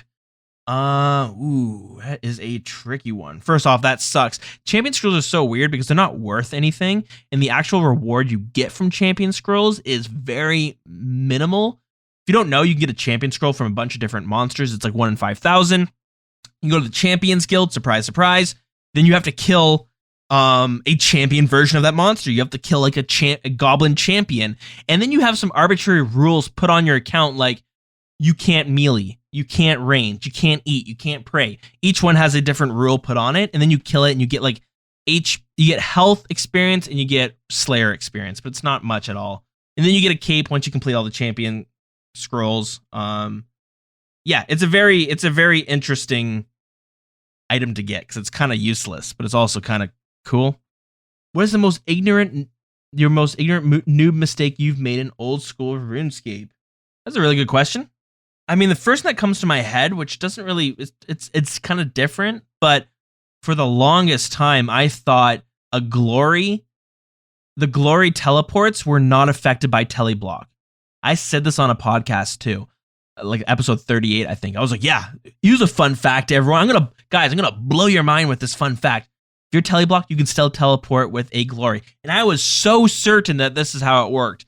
And I think what it was is like I did get teleblocked, but maybe it just splashed when it hit me and I teleported out. Or maybe I clicked it just in time to still be able to teleport out, even though I got teleblocked. I'm not too sure. This was a while ago.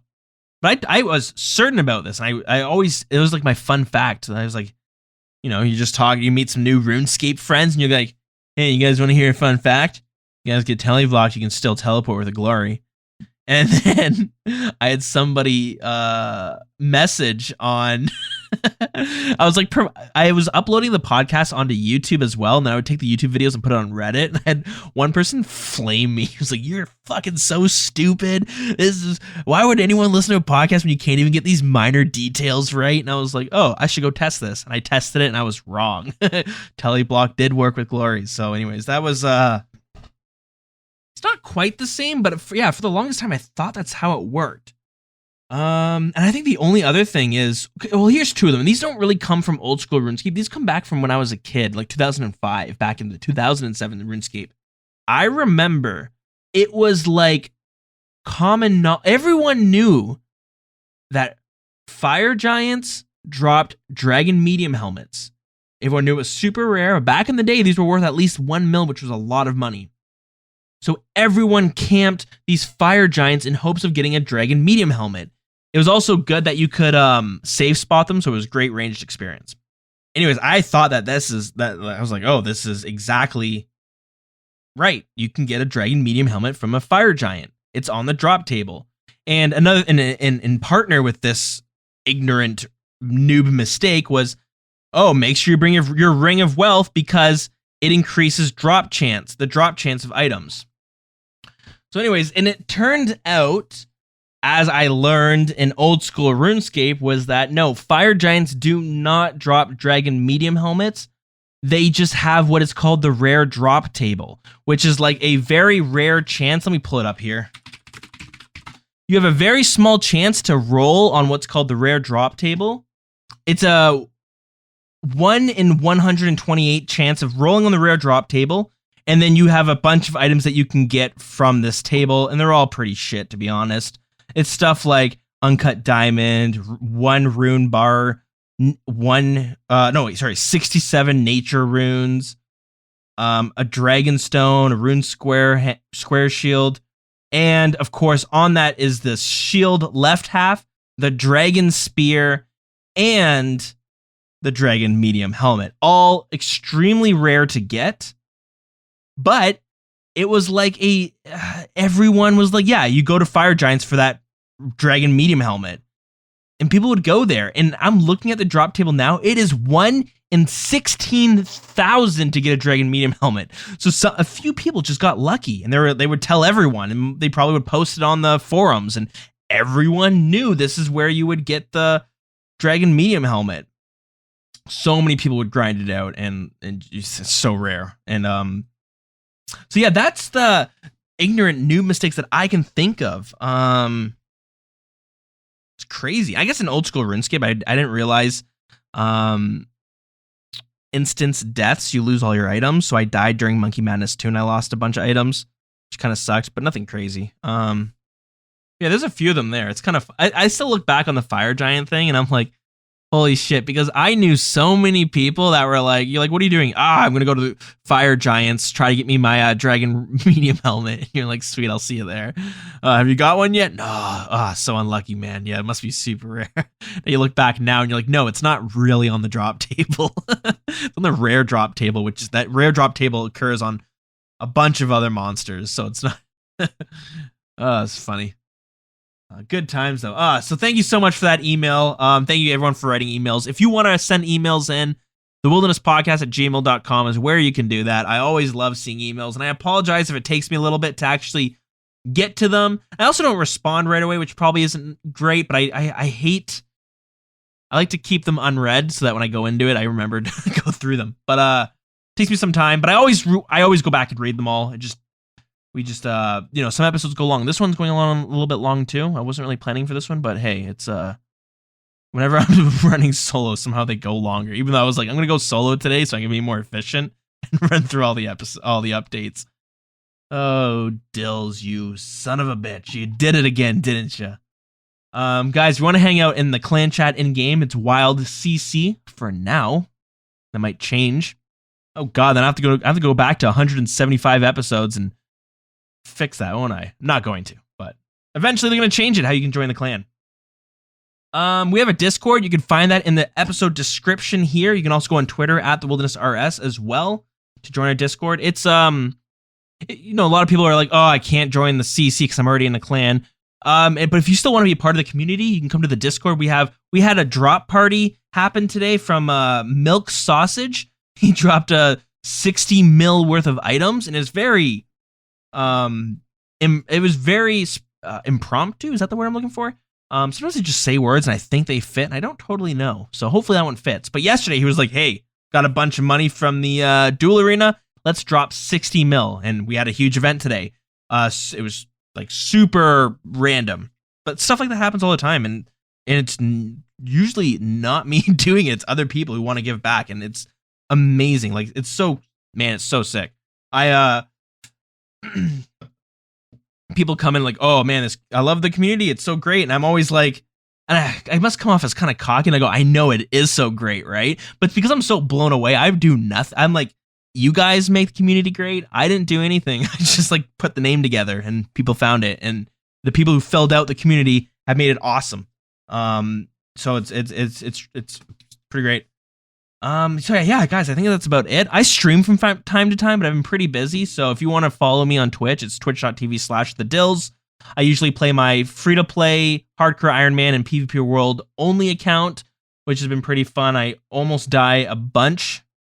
So, if you're into that, you can check it out. I try to do it on the weekends. I try to do it during the weekdays too, but I'll be honest, the past 2 weeks is playing catch up, and I think this week, the rest of this week is gonna be playing catch up. Hopefully we get caught up, so next week we're smooth sailing again. Okay, guys, thank you so much for listening to this episode. I hope you enjoyed it. I do enjoy doing these solo episodes. I didn't think I would, but I guess I kind of learned to like them, which is why I got this idea for new podcasts to come out so I can do solo episodes more often. I can talk about random shit because I like to talk about random shit a bunch.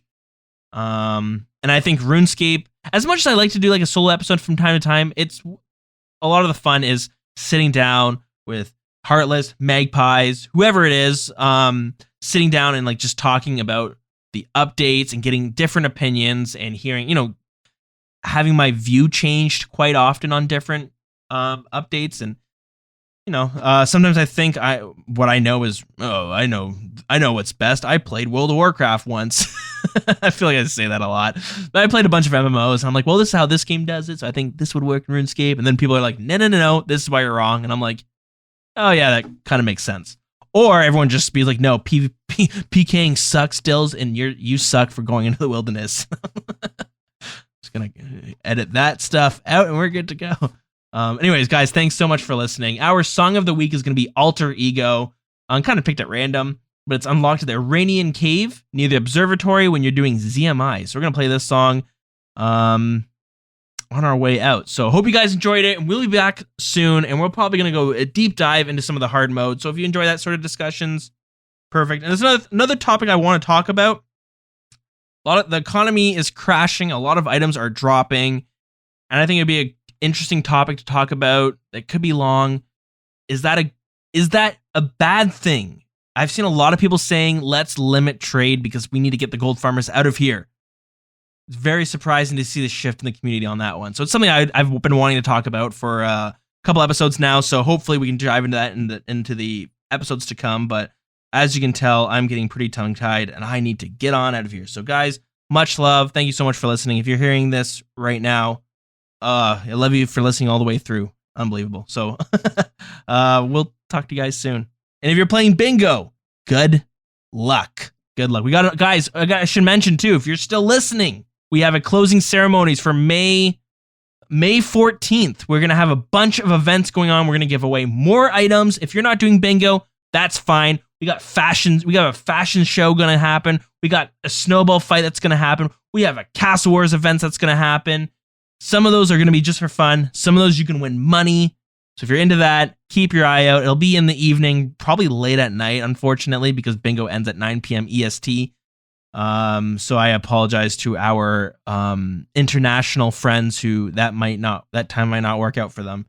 But you know what? Maybe we can sit down. We have to plan some events that are very UK and Australian friendly and European, international, non-North American friendly, because I know a lot of times we settle on events. I live in Canada, so we settle on an event that works for me, but it kind of sucks for some of the people who have to stay up really late or wake up really early just to see those events. So you know what? I think the next event we should plan with some of our friends in the UK, maybe friends in Australia, friends in Europe. I know, there's people listen all around. It's really cool. So maybe we should sit down and get something that's more time sensitive to them. All right, my jaw is getting sore, and so I'll see you guys next time. Toodles.